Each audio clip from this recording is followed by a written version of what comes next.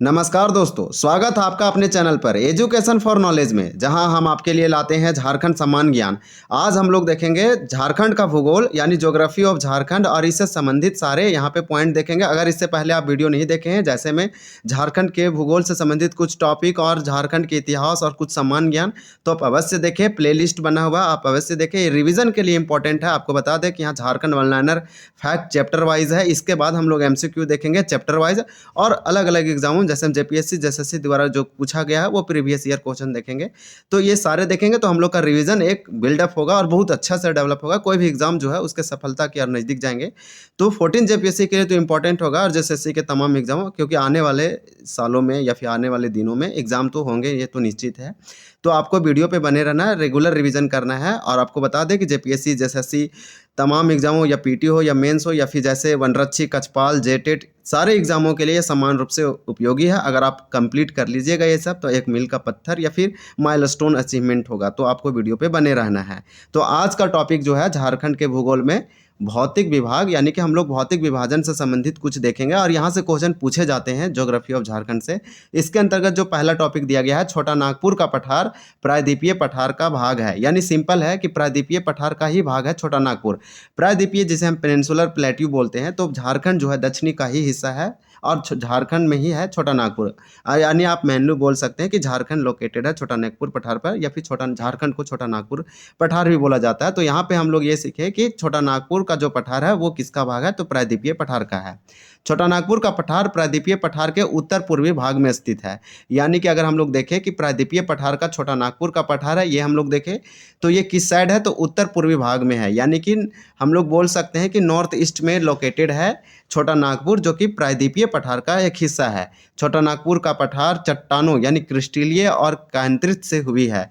तो यहाँ पे हम लोग देखें कि ऐसे में अगर आप तो सुने होंगे कांतरित, यानी कि एक होता है इग्नियस रॉक, फिर दूसरे जो जो हम लोग का होता है सेडिमेंट्री, और एक होता है मेटामॉर्फिक रॉक, यानी कि ज्वालामुखी जब वोल्केनिक इरप्शन होती है या फिर ज्वालामुखी जब फटती है, तो उससे जो लावा, जो यानी मैग्मा जो अंदर से निकलती है, तो वो लावा हो जाती है। और लावा के बाद जो वो तुरंत जो पत्थर बनती है, चट्टान बनती है, उसे हम लोग इग्नियस रॉक बोलते हैं। उसके बाद हम लोग का जो उसके बाद आगे जाने के बाद थोड़ा सा वेदरिंग वगैरह से, तो उसके बाद जो बनता है वो सेडिमेंट्री, और फिर मेटामॉर्फिक। तो इस प्रकार से हम लोग देखें कि छोटा नागपुर के जो पठार है, छोटा नागपुर का पठार की जो चट्टान है वो क्रिस्टलीय है और कांतरित चट्टान है। यानी एक प्रकार का ये रॉक है। छोटा नागपुर पठार की रचना लावा चट्टान से हुई है। तो यहाँ पे हम लोग ये देखें कि छोटा नागपुर की जो रचना है वो लावा चट्टान से हुई है, यानी कि संरचना स्ट्रक्चर पूछा जा रहा है आपसे, तो लावा चट्टान से ही निर्माण हुआ है छोटा नागपुर पठार का। छोटा नागपुर का पठार राज्य के कुल भूभाग का 47.8% है। तो ये हम लोग याद रख सकते हैं कि छोटा नागपुर का पठार राज्य के कुल भूभाग का कितना है, तो 47.8% है। आप नहीं बोल सकते हैं कि झारखंड पूरा ही छोटा नागपुर पठार है, नहीं बोल सकते। यानी कि छोटा नागपुर का पठार जो है वो पूरे झारखंड का सिर्फ 47.8% ही है। यानी कि छोटा नागपुर पठार पूरे राज्य का कितना हिस्सा घेर के रखा हुआ है, तो 47 आप अप्रॉक्स में याद रख सकते हैं। छोटा नागपुर के वर्तमान धरातल का ग्रेनाइट और नीस चट्टान से निर्माण हुआ है। ये कौन सा चट्टान, तो ग्रेनाइट, यानी ग्रेनाइट चट्टान एक प्रकार का चट्टान है। ये बनती है इग्नियस रॉक से, यानी कि इग्नियस को हम लोग अग्निय चट्टान बोलते हैं। यानी अग्निय चट्टान या फिर इग्नियस रॉक से जो चट्टान या धरातल बना है वो छोटा नागपुर का है। यानी छोटा नागपुर के वर्तमान धरातल क्या है, तो ग्रेनाइट है और नीस चट्टान से निर्माण हुआ है। छोटा नागपुर पठार एक संप्रेय भूमि है। तो यहाँ पे इंपॉर्टेंट हो गया, खनिजों का गोदाम घर के नाम से छोटा नागपुर का पठार जाना जाता है। तो यहाँ पे याद रखें कि खनिजों का गोदाम घर हम लोग किसको बोलते हैं, तो छोटा नागपुर का पठार। हालांकि छोटा नागपुर का पठार भारत का, आप रूर भी बोल सकते हैं, तो रूर भी बोला जाता है, क्योंकि जर्मनी में एक रूर जगह है जहाँ पे बहुत ही अधिक मात्रा में मिनरल्स वगैरह, खनिज वगैरह पाए जाते हैं। झारखंड का सबसे ऊंचा भूभाग पाट क्षेत्र है, जिसे पारसनाथ पहाड़ी को छोड़कर, अगर पारसनाथ पहाड़ी को छोड़कर अगर बात किया जाए, तो सबसे अगर ऊंचा भूभाग है तो वो पाट क्षेत्र है।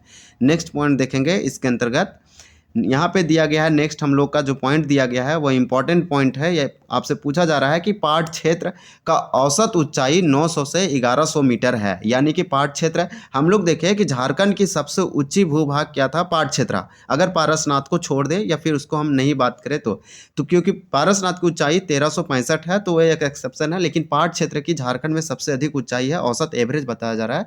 और इसका हाइट कहीं पाट क्षेत्र का है जो है 900, कहीं 1100 है, यानी कि लगभग 900 टू 1100 मीटर है आसपास। पाट क्षेत्र की तुलना में दक्षिणी पठार की मेसा आकृति की से की जाती है। तो यहाँ पे पाट क्षेत्र की तुलना किससे की जाती है? तो दक्षिणी पठार की मेसा आकृति से की जाती है। तो ये इंपॉर्टेंट है। पाट क्षेत्र का विस्तार लातेहार में है, लोहरदगा में है, गुमला जिलों में है। यानी आप सिंपली बोल सकते हैं कि ये सब जो जिले हैं ये उत्तर पश्चिम में है, यानी उत्तर पश्चिम जिलों को पाट क्षेत्र बोला जाता है, यानी पाट क्षेत्र वहाँ पे पूरा फैला हुआ है। तो झारखंड के पाट क्षेत्र कहाँ पे है? तो लातेहार, लोहरदगा, गुमला जिलों में लोकेटेड है। रांची पठार का औसतन ऊंचाई 600 मीटर है। हम लोग पाट क्षेत्र का औसत ऊंचाई कितना देखें तो 900 से 1100 मीटर है, और रांची पठार का आपसे पूछा जाए एवरेज हाइट तो 600 मीटर। रांची पठार का निर्माण नीस और ग्रेनाइट से हुआ है, यानी कि जिस प्रकार से हम लोग देखें कि छोटा नागपुर पठार का जो धरातल है उसका भी निर्माण ग्रेनाइट और नीस सिस्ट वगैरह से हुआ था, इस प्रकार से रांची पठार का भी निर्माण ग्रेनाइट और नीस है। ग्रेनाइट एक चट्टान है, एक रॉक है जो कि इग्नियस चट्टान से बनती है, इग्नियस रॉक से बनती है। इंपॉर्टेंट दे रखा है, तो इसको सिंपल समझा जा सकता है। नेक्स्ट देखेंगे, नेक्स्ट पॉइंट में हम लोग को दिया गया है कि रांची एवं हजारीबाग के पठार को एक दूसरे से दामोदर नदी अलग करती है। तो रांची का पठार और हजारी पठार एक दूसरे से अलग होती है, तो अलग वो होती है किसके द्वारा या किसके द्वारा किया जा रहा है? तो दामोदर रिवर के द्वारा या दामोदर नदी के द्वारा की जाए। दामोदर नदी सबसे झारखंड की प्रदूषित नदी है, सबसे बड़ी भी है, चौड़ी भी है। ये इंपॉर्टेंट पॉइंट कुछ है। नेक्स्ट देखेंगे, यहाँ पे दिया गया है कि रांची एवं हजारीबाग के पठार किनारे अवस्थित बाह्य पठार और निम्न पठार की औसत ऊंचाई 300 से 450 मीटर है। तो रांची और हजारीबाग के पठार के जो किनारे अवस्थित जो सबसे बाहर एक्सटर्नल प्लेट्यू है या फिर बाह्य पठार है, और निम्न पठार की औसत ऊंचाई 300 से 450 मीटर है, और ये सबसे छोटा भी है। नेक्स्ट दिया गया है, इसको थोड़ा जूम आउट करेंगे तो अच्छे से ये हम लोग को दिखेगा। और नेक्स्ट दिया गया है हम लोग में कि चाईबासा का मैदान का औसत ऊंचाई 150 मीटर है। तो हम लोग क्या देखें कि चाईबासा का जो मैदान है, यहाँ पे गर्मी भी अधिक रहती है। चाईबासा का मैदान एक मैदानी इलाका है। तो यहाँ पे जो चाईबासा का जो मैदान है ये यहाँ झारखंड के ये दक्षिणी पार्ट में है, यानी सिंहभूम वाला इलाका में है, पूर्वी सिंहभूम पश्चिमी सिंहभूम वाले क्षेत्र में है। तो चाईबासा का मैदान का जो एवरेज हाइट है वो 150 मीटर है, यानी 150 मीटर है। तो ये हम लोग का इंपॉर्टेंट था। नेक्स्ट देखेंगे, तो यहाँ पे हम लोग देखें कि चाईबासा का मैदान का औसत ऊंचाई यानी एवरेज हाइट 150 मीटर है। राजमहल की सबसे नूतन भौतिक संरचना मीन्स होता है कि सबसे पुरानी जो फिजिकल स्ट्रक्चर है वो राजमहल ट्रैप है। अगर झारखंड की सबसे पुरानी पूछा जाए ये भौतिक यानी फिजिकल स्ट्रक्चर या फिर भौतिक संरचना नूतन, तो राजमहल ट्रैप होगा। राजमहल ट्रैप झारखंड के उत्तरी पूर्वी भाग में अवस्थित है, यानी कि यहाँ पे हम लोग नॉर्थ ईस्ट में बोलेंगे तो झारखंड राज्य के उत्तरी पूर्वी भाग में नॉर्थ ईस्ट भाग में राजमहल ट्रैप है, और ये झारखंड की सबसे नूतन भौतिक संरचना है। ये इंपॉर्टेंट है, ये याद करने वाला चीज़ है। राजमहल ट्रैप का सृजन जुरासिक काल में हुआ था। तो ये इंपॉर्टेंट है कि राजमहल ट्रैप का निर्माण, सृजन का मतलब निर्माण हुआ था, ये बना था जुरासिक काल में हुआ था। राजमहल ट्रैप का औसतन ऊंचाई यानी एवरेज हाइट 150 से 300 मीटर है, यानी 150 टू 300 मीटर हाइट है, एवरेज दिया गया है, यानी औसत ऊंचाई दिया है राजमहल ट्रैप का। इसका जुरासिक काल में हुआ है। राजमहल ट्रैप बेसाल्ट चट्टानों से निर्मित है। तो हम लोग देखें कि राजमहल ट्रैप जो है बेसाल्ट चट्टानों से निर्मित है, और इस प्रकार से हम लोग देखें कि छोटा नागपुर का जो पठार है उसका निर्माण हुआ था कांतरित चट्टान से, और राजमहल ट्रैप का निर्माण हुआ है बेसाल्ट चट्टानों से। झारखंड का सर्वोच्च शिखर पारसनाथ है। पारसनाथ जो है वो 1365 मीटर हाइट है। पारसनाथ जिसे हम लोग संवेद शिखर भी बोलते हैं, ये गिरिडीह में है, मधुबन के आसपास है। ये इंपॉर्टेंट दे रखा है कि झारखंड का सबसे यानी सर्वोच्च शिखर पारसनाथ है। तो यहाँ पे जो तायस्वेद तीर्थंकर थे पार्श्वनाथ, उनके नाम पर रखा गया है पारसनाथ। तो ये इंपॉर्टेंट हो जाएगा। झारखंड के नेक्स्ट पॉइंट में हम लोग को दिया गया है, झारखंड के सर्वोच्च शिखर पारसनाथ की समुद्र तल से 1365 मीटर है। तो इसका हाइट दिया गया है, यानी संवेद शिखर या फिर बोलेंगे कि पारसनाथ झारखंड का सबसे सर्वोच्च शिखर है, नाम है पारसनाथ। ये समुद्र तल से सी लेवल से इसका जो हाइट है 1365 मीटर है, 1365 मीटर। पारसनाथ की पहाड़ी गिरिडीह की पठार का हिस्सा है। तो पारसनाथ का पहाड़ी, ये पूछा जा सकता है कि पारसनाथ की पहाड़ी किसका हिस्सा है? तो गिरिडीह का पठार यानी कि गिरिडीह का जो प्लेटियो उसके ये उसी का ये एक हिस्सा है, पार्ट है। पारसनाथ पहाड़ी गिरिडीह जिला में अवस्थित है, और ये मधुबन के आसपास है, गिरिडीह जिला में है पारसनाथ की पहाड़ी, जिसे हम लोग संवेद शिखर बोलते हैं। झारखंड की नेक्स्ट पॉइंट में दिया गया है कि झारखंड की द्वितीय मतलब सेकेंड, तो सेकेंड हाईएस्ट सर्वोच्च शिखर सर्वोच्च पहाड़ी है, तो सर्वोच्च पहाड़ी झारखंड की द्वितीय या फिर दूसरा सबसे सर्वोच्च शिखर है, तो ये इंपॉर्टेंट हो जाएगा। बहुत लोग तो पारसनाथ के बारे में जानते हैं, लेकिन ये बहुत लोग रिवीजन नहीं कर पाते हैं कि जो झारखंड का द्वितीय सर्वोच्च शिखर है वो सर्वोच्च पहाड़ी है, तो ऐसे क्वेश्चन जो है वो इंपॉर्टेंट हो जाएगा।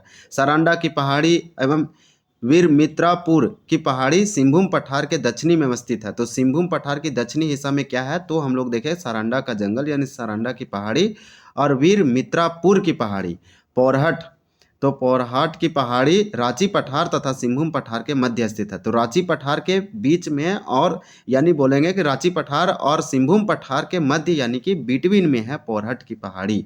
तो पोरहट की पहाड़ी रांची और सिंहभूम पठार के मध्य में है। और लोहरदगा की पहाड़ी रांची के पठार के पश्चिमी भाग में स्थित है, तो रांची पठार के पश्चिमी भाग में स्थित है लोहरदगा की पहाड़ी। झारखंड में सर्वाधिक आर्कियन शैल समूह पाया जाता है, यानी झारखंड में सर्वाधिक आर्कियन शैल समूह पाया जाता है। ये बहुत इंपॉर्टेंट है ये क्वेश्चन। झारखंड में किस प्रकार का शैल चट्टान वगैरह पाया जाता है, तो आर्कियन कालीन पाया जाता है। तो इस प्रकार से हम लोग का जो आज का टॉपिक था, इसके बाद हम लोग का नेक्स्ट टॉपिक दिया गया जलवायु यानी क्लाइमेट। तो क्लाइमेट हम लोग अगले दिन में देखेंगे, वीडियो छोटा रहेगा तो लोग अच्छे से इसको रिविजन कर सकते हैं तेजी से। और ये आज हम लोग का जो टॉपिक था वह था भौतिक विभाग यानी भौतिक विभाजन। तो अगर आपको ये पसंद आया है तो ज़रूर सब्सक्राइब करें, बेल आइकन दबाएं ताकि आपको नोटिफिकेशन अच्छे से मिल सके। Thank you for watching this video.